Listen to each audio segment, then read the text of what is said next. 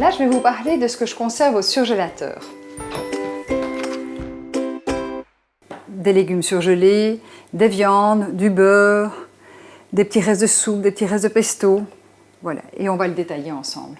Alors, tout ce qui est lipidique, donc riche en lipides, en bonne graisse, se conserve bien au surgélateur. Alors, on peut conserver un peu de beurre au frigo, mais quand c'est un beurre au lait cru, il ne garde pas très longtemps avant de vraiment sentir fort la vache. Donc, on met la moitié de son beurre dans un autre petit pot et on le met au surgélateur, dans un pot qui ferme bien. Pour toutes les pâtisseries, dès que je vais cuire avec du beurre, à ce moment-là, je ne prends pas spécialement un beurre au lait cru, je vais prendre plutôt un beurre de baratte. Le beurre de baratte, ça veut dire juste qu'il a été pasteurisé. Là, on est toujours en dessous de 100 degrés. Si je fais du pesto et que j'en fais beaucoup, eh bien, je vais surgeler une partie parce qu'au frigo, ça va garder 2-3 jours. Par contre, ça se dégèle très bien et puis on peut le remettre à table en le dégelant, soit en le sortant du frigo la veille au soir pour le petit déjeuner du lendemain, soit en le mettant au cuiseur vapeur à basse température, à température douce, pour le dégivrer doucement. On peut aussi surgeler nos viandes, hein, des petites merguez d'agneau. Ici, j'avais mangé un petit peu de haché américain, donc du bœuf cru. Et comme il y avait un petit peu trop, j'ai surgelé l'autre partie qui pourra me servir comme petite portion individuelle. Je l'ai surgelé encore dans du verre. Et si je veux en faire un petit tartare, quand je le dégivrerai dans le même petit pot, je peux mettre l'huile, je peux mettre les petites échalotes, je peux mettre le tamari directement dans le pot. Et alors ici, je surgèle aussi des ailes de poulet avec laquelle je fais mes bouillons. Et ceci, c'est un petit bouillon. Quand j'en ai un petit peu trop, eh bien, j'en congèle une partie. Et ces bouillons de poule sont excellents pour sa santé. C'est riche en bonne graisse. Vraiment, le fait de mettre un petit peu de vin blanc dessus, ça a été sucé vraiment dans les os, tous les bons minéraux dedans, qui se retrouvent dans ce bouillon, avec lequel vous pouvez cuire vos céréales, que vous pouvez rajouter dans une soupe, avec lesquels vous pouvez cuire vos légumes. Donc, ou vous pouvez simplement le boire comme ça en rajoutant un petit peu de miso ou un petit peu de tamari. On peut également congeler des viandes, hein, donc ici des petites chipolatas d'agneau qui vont pouvoir facilement se dégivrer dans le cuiseur vapeur et se cuire à la vapeur aussi. J'ai fait un petit tartare de bœuf, il y en avait un petit peu trop, j'ai mis sur le côté. Très pratique, dans un petit pot en verre, voilà, il y a juste une portion pour une personne, je le dégivre, je remets un petit huile, je fais mon petit mélange là-dedans, et de nouveau, je n'ai pas dû faire de vaisselle. Dans les mêmes petits pots, je peux aussi conserver des petits morceaux de poisson, donc j'achète des petits poissons gras, du maquereau, de la sardine, un peu de saumon, du chinchard. Je les fais couper en petits dés, je mets un mélange de petits dés dedans, et je les mets au surgélateur. La veille, du jour où je veux préparer ça comme repas, soit pour le petit déjeuner, soit pour le repas de midi, je le dégivre, je rajoute du citron, des bonnes huiles, des petites épices, je mélange bien et j'ai un petit tartare de poisson.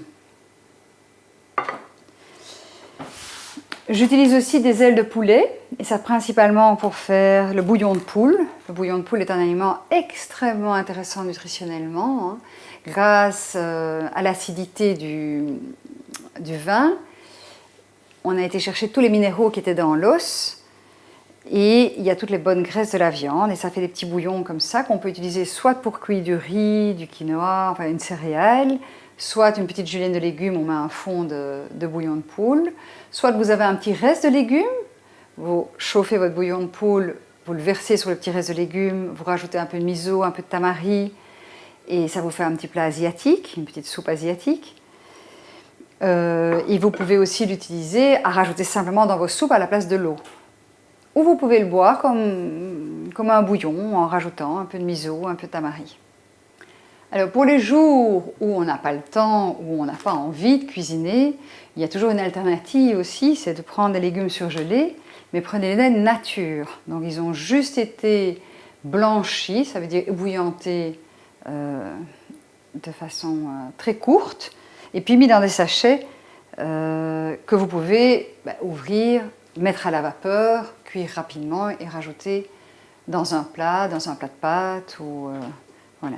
Vous pouvez aussi avoir vous-même cuit des petits légumes, en avoir un petit peu trop et décider que voilà, vu le programme de la semaine, vous n'allez pas le manger tout de suite et vous les mettez au surgélateur.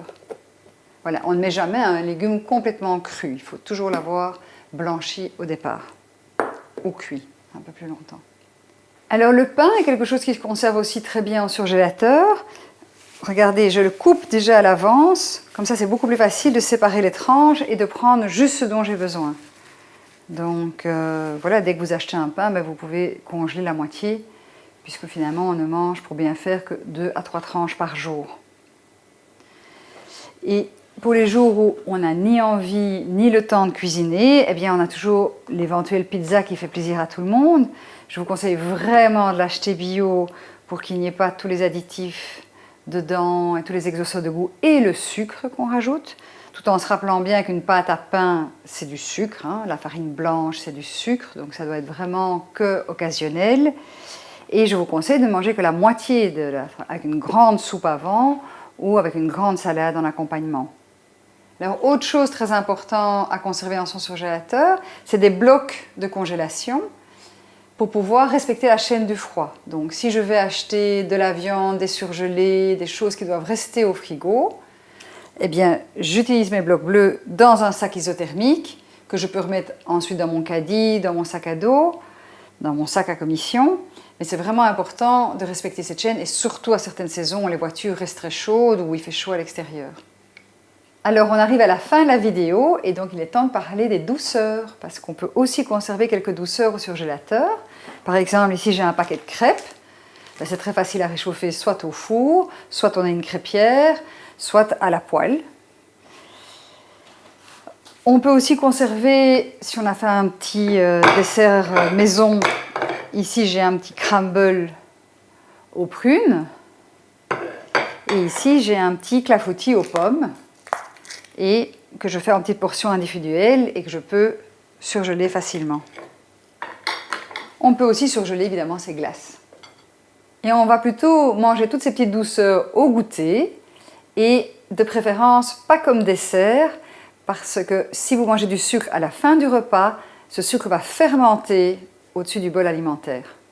Alors j'espère que toutes ces idées pour bien utiliser votre surgélateur vont vous aider pour conserver les petits restes, pour les jours où vous n'avez pas envie ni le temps de cuisiner, pour les jours où vous avez envie de varier, une petite envie du moment. Voilà.